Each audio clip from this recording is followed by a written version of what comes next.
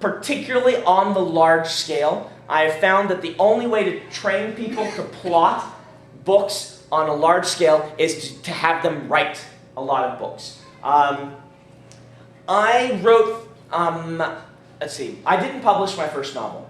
I didn't publish my second. Many of you probably already know this, but I was working on my 13th book when I finally sold my 6th novel. Now, you may hear that and think, well, he must have been a pretty terrible writer at the beginning. And you would be right. But I was a pretty terrible writer at the beginning in the way that most beginning writers who have some skill and have read for a while are pretty terrible writers. We have this strange sense in writing that nobody sits down to play the piano for the first time and expects to be able to play the piano beautifully just because they've heard a lot of piano concertos before. And yet, a lot of people sit down to write and expect to be able to write as well as the books they've read because they've read a lot of books, because they know how to put the words on the page. This just isn't true. Sometimes there are people who just, get lucky right out of the gate. 90% of us, 99% of us, it's like learning to play an instrument. You play a lot of scales when you're learning to play an instrument. The thing about that is, with writing, it's like people are recording their first few sessions playing their scales, and then they're expecting to sell that demo tape. Because they write their first few stories and then send them out and expect to sell them.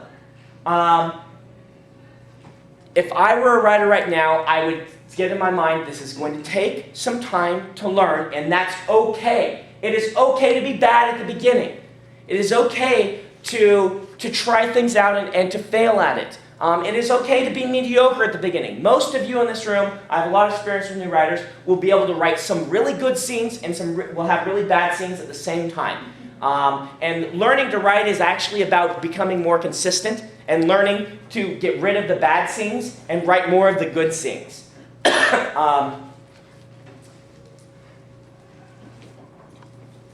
But if you sat down right now and said, okay, I want to be a master of the piano, you would say, I'm going to do this it's going to take me years of practice. You should do the same thing if you want to be a writer. Number one, set goals for how often you want to write. My suggestion is going to be 4 hours a week minimum. Different writers work in different ways. Some writers are better writing a little bit every day. Some writers are better with one big block of time on a Saturday. You kind of have to discover what works best for you. What works best is what makes you productive. Write that down and underline it. The best tools for you are the ones that make you produce good fiction. Anything else you can ignore. I mentioned this one last year, but I'll mention it again briefly.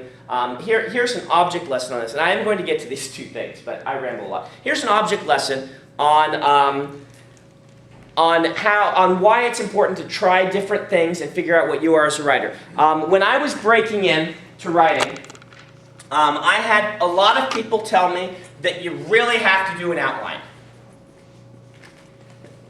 If you don't outline, then you can't write. I had teachers tell me this. Anyone take classes where they say, outline is essential, you must outline, you have to, I then went to a science fiction convention where I had several, was sitting and listening to writers, and a couple got up and said, never outline your fiction. Never, never, never. Because if you outline it, you will write all the life out of your fiction, and it won't be spontaneous, and the characters won't feel real. So they said never, never, never. And I'm like, oh, so I should just free write everything. And so I was very confused then, and so I said, I'm going to go look at the books and see if I can find real authors, that I know talking about this. Well, it turns out Orson Scott Card outlines extensively. He said before in an essay I read that he will sometimes outline a book for 6 months, working dedicatedly every day for hours and hours a day, building this outline. Then he will sit down and write the book in a month because he's outlined it so extensively. Stephen King in his book On Writing says he never outlines. In fact, if he outlines, it destroys his book. He only puts interesting characters in an interesting situation at the beginning and then just sees what happens.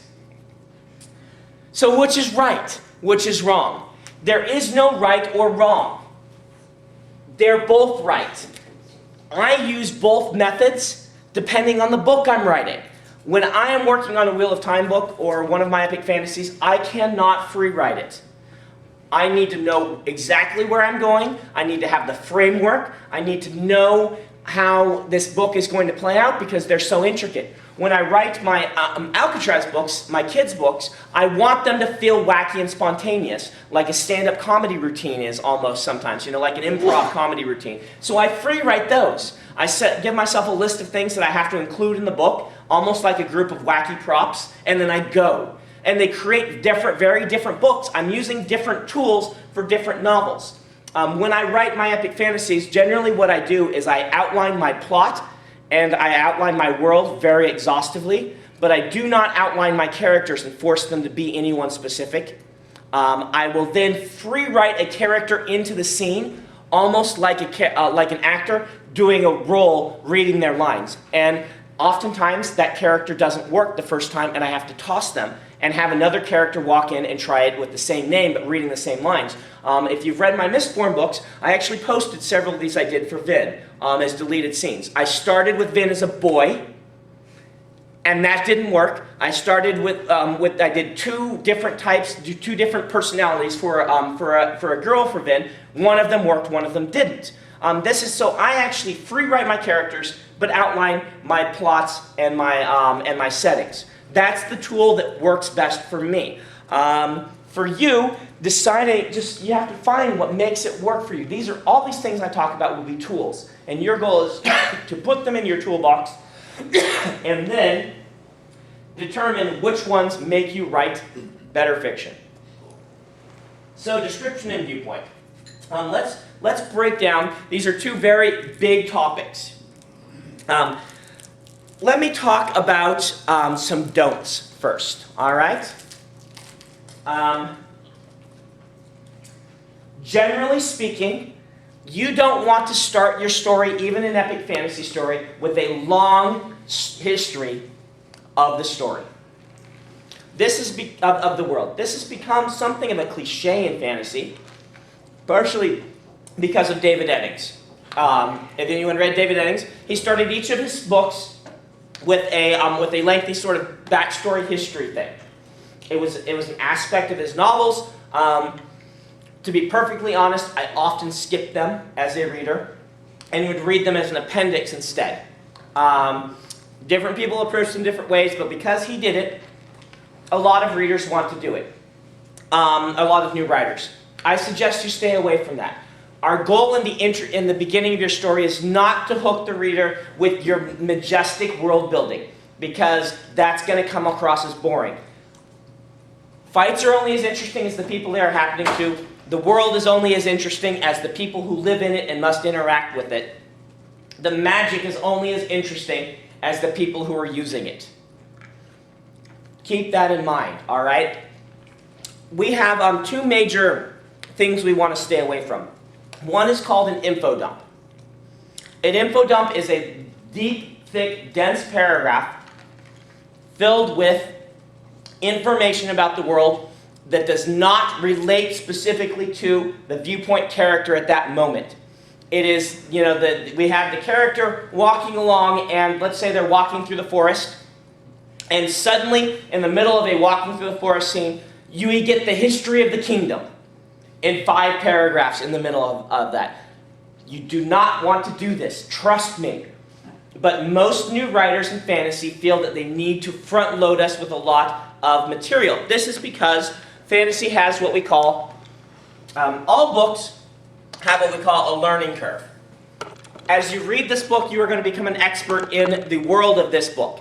Now, for many books, that world is very similar to our own world. Every book does this, though. Even mainstream fiction, they are creating a world for you. It is a world similar to our own, but it's not going to be exactly our own because it's only going to be showing and painting one piece of it.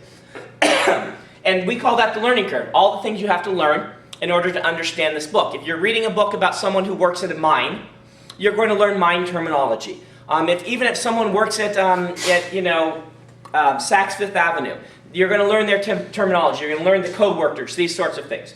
Well, science fiction and fantasy's learning curve looks like this instead. Okay? It has a steep learning curve.